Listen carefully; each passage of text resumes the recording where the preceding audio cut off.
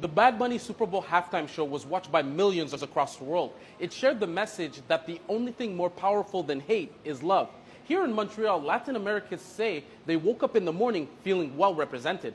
I felt super emotional because finally I feel Latin or Hispanic people are getting a voice on such a world stage, you know, such an important event.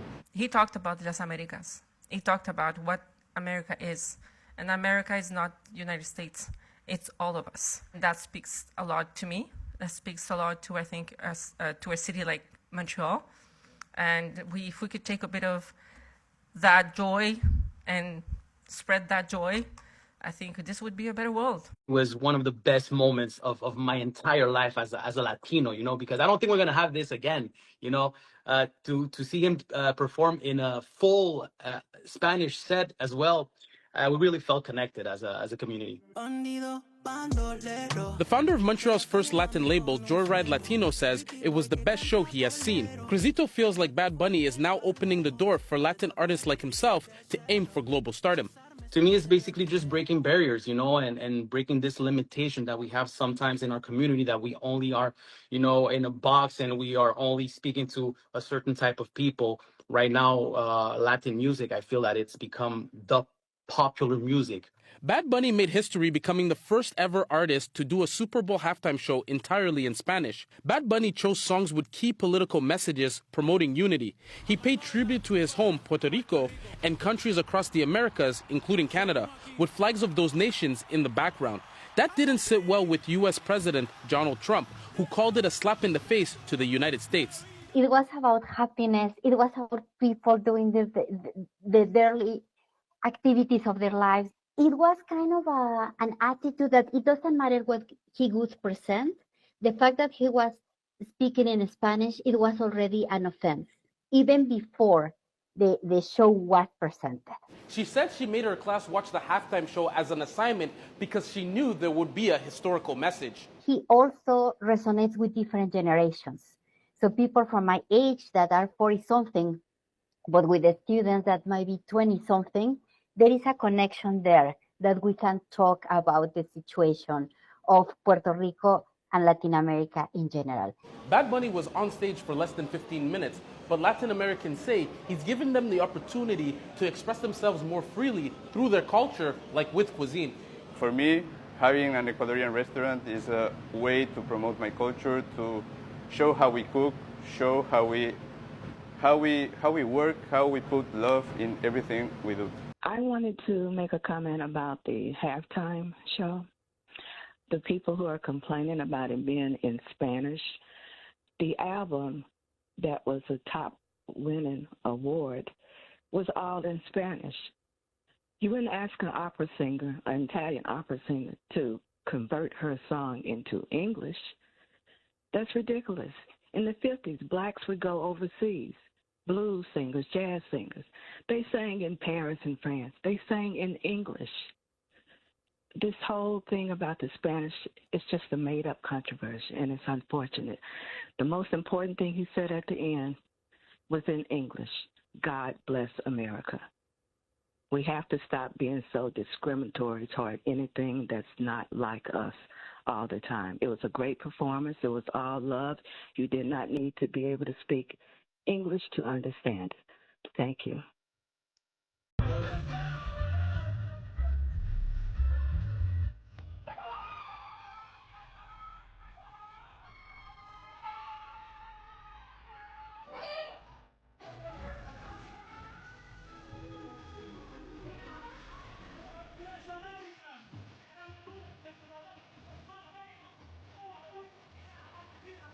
Gracias, Bad Bunny, por representarlo como se debe.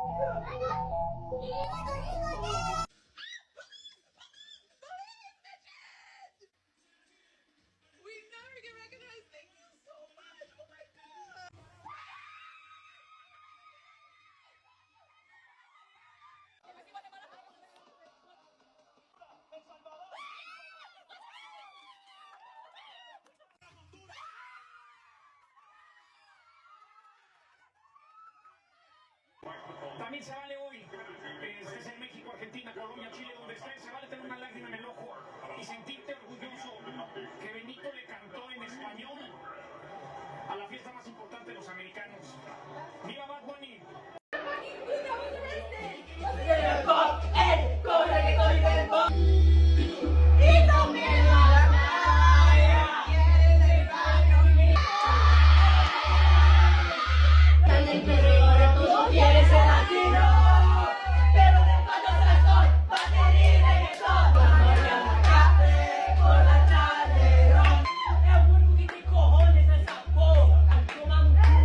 Hello guys, before we get into this, quick shout out and full credit to the originators, the creators whose stitch clips sparked this conversation.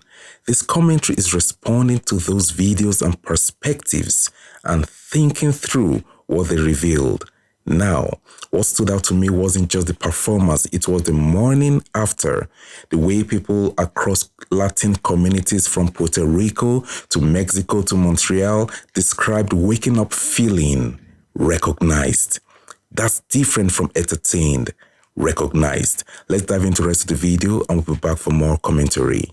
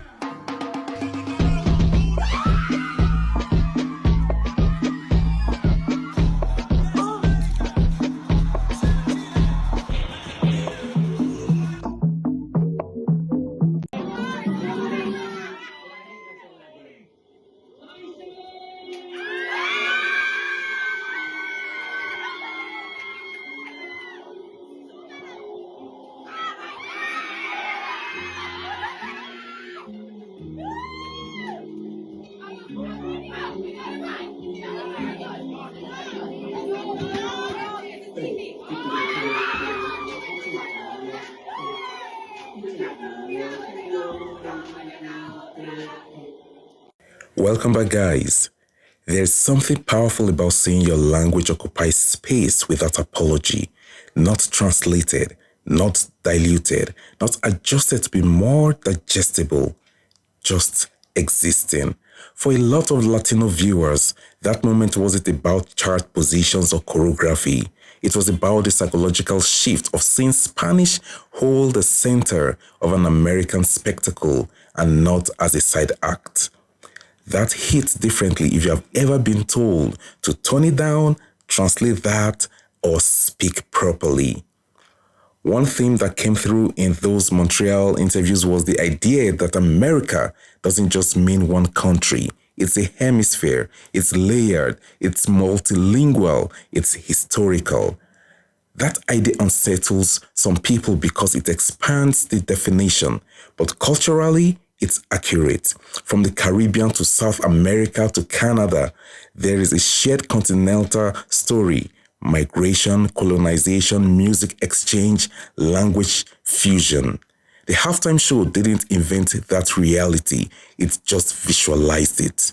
And when you visualize something that's usually invisible, people react. Now, let's be honest. For some critics, the issue wasn't stage design or sound quality. The issue was linguistic dominance. We have been conditioned, that is, the US has been conditioned to treat English as default in America mega event. So when that expectation gets flipped, it feels disruptive, even if it's not exclusionary. You see, one caller made a great comparison. Nobody demands opera be converted into English. Nobody asks French jazz singers to change their lyrics when they tour internationally. Global art travels in its original language all the time. So why is Spanish suddenly controversial on a global stage? That's not confusion, that's conditioning. And guys, what fascinated me was hearing Latin Americans in Canada describe the performance as emotional and historic. Because Canada often sees itself as multicultural by policy, but emotional representation still matters. Policy inclusion and cultural visibility aren't the same thing. When people say, I felt seen, they are not talking about paperwork, they are talking about dignity. And another layer people missed is this. The imagery wasn't centered on power. It was centered on everyday joy, neighborhood life, food, movement, intergenerational energy. That matters. Because when communities are constantly framed through crisis narratives, immigration debates, economic headlines, border politics, joy itself becomes political. Showing ordinary happiness becomes radical when the dominant storyline is struggle. One of the stage commentators mentioned something subtle but important: breaking the internal limitation that Latin artists only belong in certain lanes. That's real. For years, Latin music was categorized, niche, marketed over there, quote and unquote. Now it's mainstream. And that shift didn't happen because permission was granted. It happened because audiences expanded. That's not takeover energy, that's evolution. A lot of viewers interpreted the performance as a message of unity, and ironically, some of the backlash only amplified that theme. Because when someone says, this is a slap in the face, what they are often reacting to is not disrespect, but displacement. They are reacting to not being centered, and there is a difference. Another point from that stood out was the cross-generational resonance. Older viewers connected through cultural memory, younger viewers connected through global pop identity. That's powerful. When art can spark conversations between a 40-year-old and a 20-year-old about colonial history, migration, Puerto Rico's political status, and hemispheric identity, that's bigger than halftime entertainment. That's cultural education disguised as rhythm. The whole "I didn't understand it" argument feels thin. You don't need to understand every lyric to feel energy. People sing along to K-pop worldwide without speaking Korean fluently. People vibe to Afrobeat without knowing Yoruba. Music communicates mood before vocabulary. So when language becomes the central complaint, we shall ask, is it about comprehension or control? And guys, here's what I think these moments revealed. Representation isn't about replacing anyone. It's about widening the frame. For Mexican, Puerto Rican, Dominican, Colombian, Ecuadorian, and broader Latino communities, that stage felt like expansion, not aggression. And when people say it made them proud, emotional, or hopeful, that's worth listening to without immediately debating. Because cultural milestones aren't frequent. Sometimes they are brief, but the aftershock, the feeling of dignity, lingers.